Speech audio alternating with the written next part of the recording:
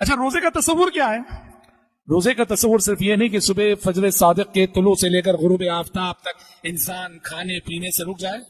روزہ صرف اس کا نام نہیں. روزہ یہ صرف پیٹ کا نہیں ہوتا ہے.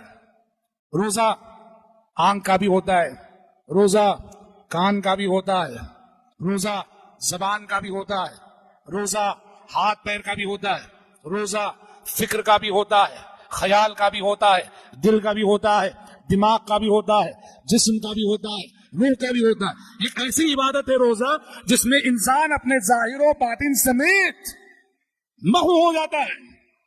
اسی لیے حدیث میں کہا گیا. اس کا کیا مطلب ہے؟ روزہ جو ہے زبان کا بھی روزہ ہے. مطلب یہ ہے کہ روزہ صرف بھوکے پیاسے رہنے کا نام نہیں, یہاں سچ بھی بولنا ہے.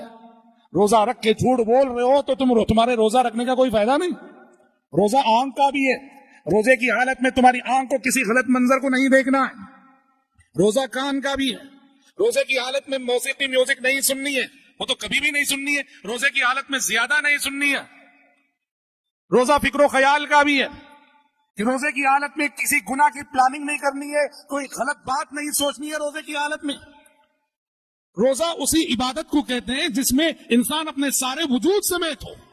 اس لیے حدیث میں کہا گیا من لم يدع قول الزور والعمل به فليس لله حاجة في ان يضع طعامه وشرابه.